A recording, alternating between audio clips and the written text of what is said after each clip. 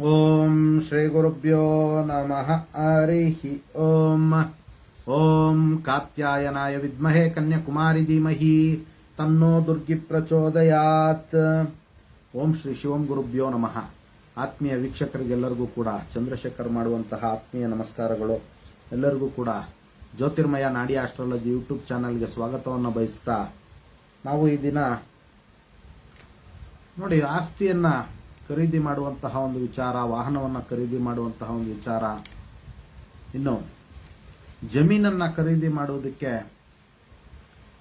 ಯಾವ ದಿನ, ಯಾವ ನಕ್ಷತ್ರ, ಯಾವ ತಿಥಿ ಶ್ರೇಷ್ಠ ಅನ್ನುವಂತಹ ಒಂದು ವಿಚಾರಗಳನ್ನು ಬಹಳಷ್ಟು ಜನ ಪ್ರಶ್ನೆ ಮಾಡ್ತಾ ಇರ್ತಾರೆ. ಆ ಒಂದು ಪ್ರಶ್ನೆಗಳ ಒಂದು ವಿಚಾರದಿಂದ ಈ ವಿಡಿಯೋದಲ್ಲಿ ನಾವು ಉತ್ತರವನ್ನ ತಿಳಿದುಕೊಳ್ಳೋಣ.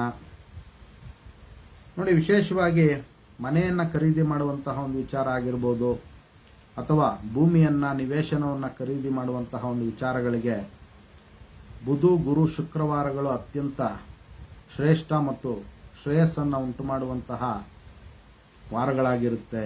ವಾರಗಳ ಪ್ರಕಾರ ನೋಡುವಂಥದ್ದಾದ್ರೆ, ಇನ್ನು ತಿಥಿಗಳ ಪ್ರಕಾರ ನೋಡುವಂಥದ್ದಾದ್ರೆ ನೋಡಿ, ವಿಶೇಷವಾಗಿ ಪ್ರಥಮ, ದ್ವಿತೀಯ, ಪಂಚಮಿ, ಷಷ್ಠಿ ತಿಥಿ ಕೂಡ ಈ ಒಂದು ಆಸ್ತಿಯ ಖರೀದಿಯ ಒಂದು ವಿಚಾರದಲ್ಲಿ ಬಹಳಷ್ಟು ಶ್ರೇಯಸ್ಸನ್ನು ಉಂಟು ಮಾಡುತ್ತೆ. ಭೂಮಿ ಖರೀದಿಯ ಒಂದು ವಿಚಾರದಲ್ಲಿ ಶ್ರೇಯಸ್ಸನ್ನು ಉಂಟು ಮಾಡುತ್ತೆ.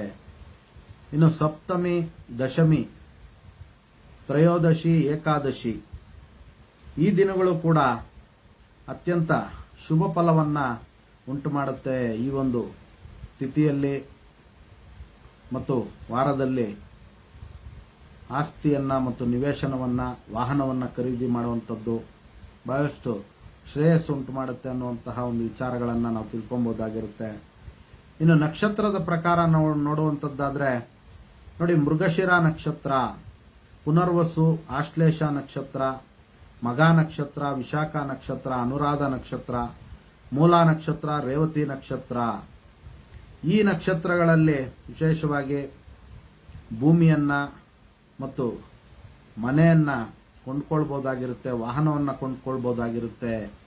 ಯಾವುದೇ ಬೆಲೆ ಬಾಳುವಂತಹ ಆಸ್ತಿಯನ್ನ ಕೊಂಡುಕೊಂಡು ನಾವು ಅದರ ಒಂದು ಶ್ರೇಯಸ್ಸನ್ನು ಅನುಭವಿಸಬಹುದಾಗುತ್ತೆ ಅನ್ನುವಂಥದ್ದು ಶಾಸ್ತ್ರಸಮ್ಮತವಾಗಿರ್ತಕ್ಕಂಥದ್ದು. ಇನ್ನು ಅದೇ ರೀತಿ ಮಾರುವುದಕ್ಕೂ ಕೂಡ, ಕ್ರಯ ಮತ್ತು ವಿಕ್ರಯ ಎರಡಕ್ಕೂ ಕೂಡ ಈ ಒಂದು ತಿಥಿಗಳು ಶ್ರೇಷ್ಠ ಆಗುತ್ತೆ ಅನ್ನುವಂಥದ್ದು ಶಾಸ್ತ್ರದ ಮುಖಾಂತರ ನಾವು ತಿಳ್ಕೊಬಹುದಾಗಿರುತ್ತೆ. ಇದಿಷ್ಟು ಕೂಡ ಈ ಒಂದು ಆಸ್ತಿ ಖರೀದಿಯ ಒಂದು ವಿಚಾರದಲ್ಲಿ ನಾವು ತಪ್ಪದೆ ಪಾಲಿಸಬೇಕಾಗುತ್ತೆ. ಅದರಿಂದ ಶುಭ ಫಲವನ್ನು ಪಡಿಬಹುದಾಗಿರುತ್ತೆ. ಇದಿಷ್ಟು ಈ ಒಂದು ವಿಚಾರ ಆಗಿರ್ತಕ್ಕಂಥದ್ದು. ಎಲ್ಲರಿಗೂ ಕೂಡ ಜಗನ್ಮಾತೆಯ ಒಂದು ದಿವ್ಯ ಆಶೀರ್ವಾದ ಇರಲಿ ಅಂತ ಮತ್ತೊಮ್ಮೆ ನನ್ನ ಆರಾಧ್ಯ ದೇವತೆ ಲಲಿತಾಂಬಿಕೆ ಬಳಿ ಪ್ರಾರ್ಥನೆ ಸಲ್ಲಿಸುತ್ತಾ, ಸರ್ವೇ ಜನಃ ಸುಖಿನೋ ಭವಂತು, ಸಮಸ್ತ ಸನ್ಮಂಗಳಾನಿ ಭವಂತು, ಶುಭಮಸ್ತು.